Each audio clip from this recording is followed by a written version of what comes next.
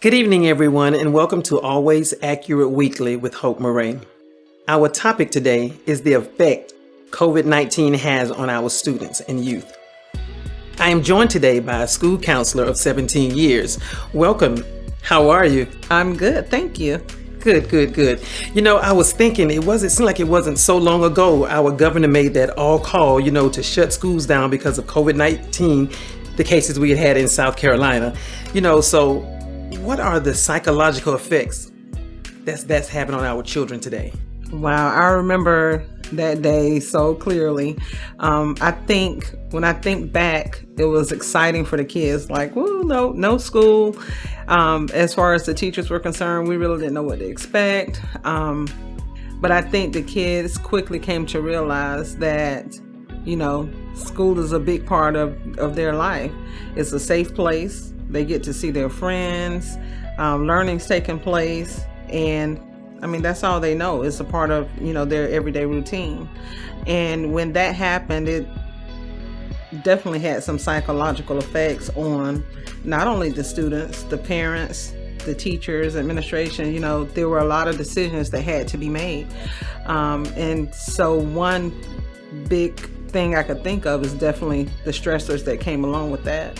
Parents lost their jobs. Teachers had to have a new way of teaching. Students had to learn how to learn differently. And, all of these things are stressors. They had a lot of things to worry about. And not only trying to be safe at the same time. Some other things that would have been a psychological effect, what you could see, like changes in eating habits or sleeping habits, increased anxiety. All of those things would be definitely stressors, because of COVID and the things that happened so quickly within the community because everybody was affected. It wasn't only the kids, it was everybody, and it was worldwide. So, Right. Of course, we had no idea it was going to be this big. Mm-hmm. We knew that it was something serious based on the information and the data we saw in the news from what had happened in other states. Mm-hmm. And of course, everyone was hopeful that South Carolina would not get that experience. Right. And we knew absolutely nothing about the disease. So I can understand the hype of the kids during that time. But then as time progressed, and like you said, the new learning styles had to be developed. The parents had to make decisions as to, is my job going to allow me to stay home with the kids? So much happened. No one was expecting that. But now we're at the crossroads where there's so many learning styles out there. We have 5-day learning that's coming available now because some folks are moving into phase 2. We have 4-day learning. We have Monday, Wednesday, Tuesday, Thursday learning, as well as virtual. How would you advise parents who's sitting down with that paperwork or that survey to make that decision for their children? How would you advise them to move forward? Well, one thing I do know, each district is different, and each district is offering different things. You may have hybrid, which is, certain days during the week. You may have virtual or total virtual learning. Some districts offer both. Some districts have 5-day face-to-face, and they offer virtual.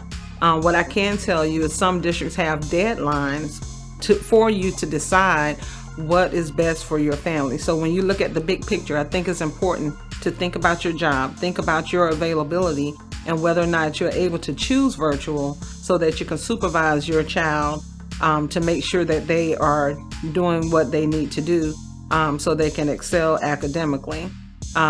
If not, then being face-to-face may be the better option. Face-to-face can be difficult because, you have your mask on all day, and, there's some concerns about being face-to-face because you're around different people. But wearing the mask and constantly sanitizing and washing your hands and taking those precautions are very important rules or suggestions set up by the CDC so that we can all stay healthy. But I think it's important for parents to look at their personal situation and make those decisions based on what they're able to do. Look at your jobs, do what's best for your family.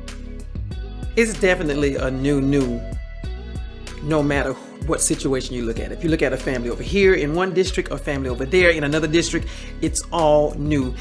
And, my heart goes out to those who have, the 3-year-old, the 4-year-old, and maybe a 6-year-old being the oldest kid in the home. Right. And now let's just say their job didn't even offer, the work from home option. Mm-hmm. So now someone is forced to quit, or they're picking up additional daycare fees. It is so much to be considered, So with all of those stressors, what type of relaxers would you offer, or would you suggest to a parent who's trying to the parent is going through, we do understand that, but their parent, because they are an adult, they can take care of themselves, but they notice that kid is a little bit more standoffish because of the lack of interaction. So what can they do in the home to kind of lighten things up and give the kids a little bit more hope? Well, I think that in all situations, one thing I would like to advise is to be a great listener. In everything we do, I think that communication is very important. During these times, I think that it's very important to pay close attention to your child, and even your loved ones. If you notice any changes in their behaviors, not to ignore them, but to address them and have conversations about them. I think going back to the basics, these times have allowed us and kind of forced us to go back to the basics and become creative with our time when spending time with our kids. So taking a simple walk and allowing that time for communication would be good. Going to the park, playing Uno, playing Connect Four, those basic games. They're not really expensive, that, you could get to spend those times, and, even create some conversation starters. Maybe allow the student or your child to come up with different ideas they would like to, do, and to see if it's something that your family can do. But I think that communication trumps all, and having those listening skills, so that you can recognize and see signs when there are things to be concerned about and not to ignore them. I think it's important for parents and to have an open communication with the teachers, as well as other administrators in the building. If you need help with anything, or if you have questions, I think it's very important to communicate your concerns. I think it is very important for parents to be able to understand how they can access grades, so that they'll be able to communicate with their child to make sure that they're staying on top of their assignments.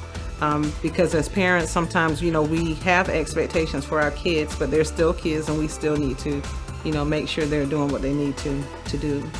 Another thing, I think that if a child or if a family's basic needs are met, then the education will definitely come.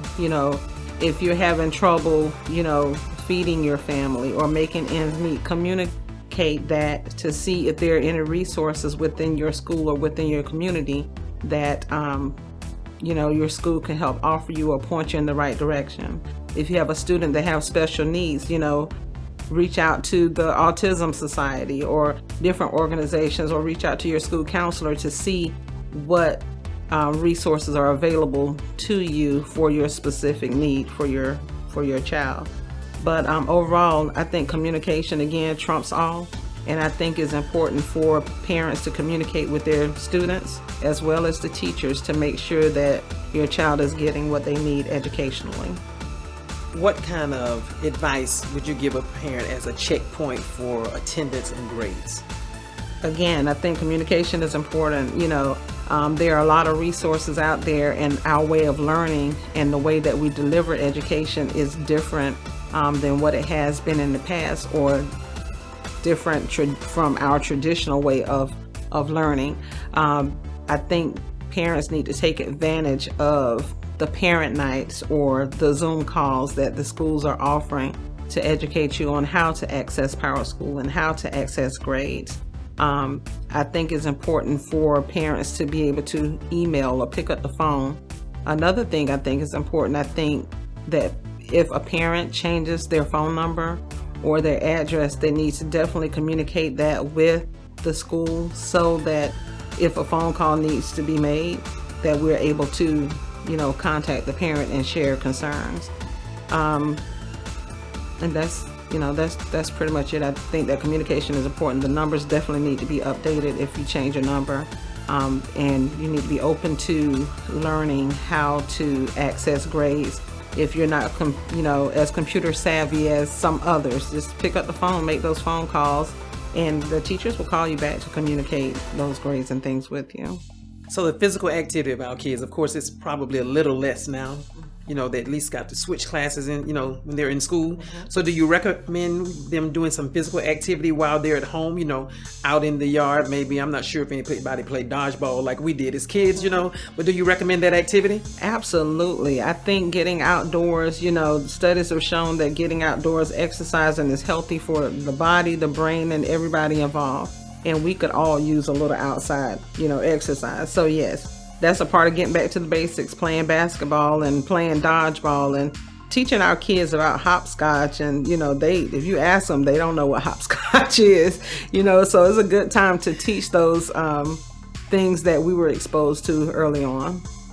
I'm tempted to add some names to games that we played as children to that, but that's another segment, of course. Right. Right now, my mind is just spinning like freeze tag, right. And all those good things, But I thank you so much. This is such great information. Kudos to all the parents, kudos to the students, kudos to the principals, the teachers, the janitors, everybody who works in school settings, the bus drivers, no one is excluded. Kudos to everyone, because we are all figuring this out together. And even the questions that's not being answered for us at work, we have opportunities like this to get together and share and help each other. So it's thank you so much. I'm grateful that you're here. I'm grateful that you were willing. And I pray that everything we talked about is helpful. I really hope so. If y'all have any other questions, just let me know and I'll be glad to help. Thank you so much. And again, thank you so much for, joining. And you guys, thank you so much for tuning in today. I really appreciate you. Please take a moment to like, share, subscribe, and follow us on Facebook and YouTube. And also you can visit our website at alwaysaccuratepphotography.com. Should you have any questions about the services we offer, feel free to email us at the email address listed below. You guys take care of yourselves and each other. Bye. Going to the chapel and we're gonna get married. Going to the chapel and we're gonna get married. Gee, I really love you and we're gonna get married. Going to the chapel of love. Yeah, yeah, yeah, yeah. Going to the chapel of love. Yeah, yeah, yeah, yeah. Going to the chapel of love.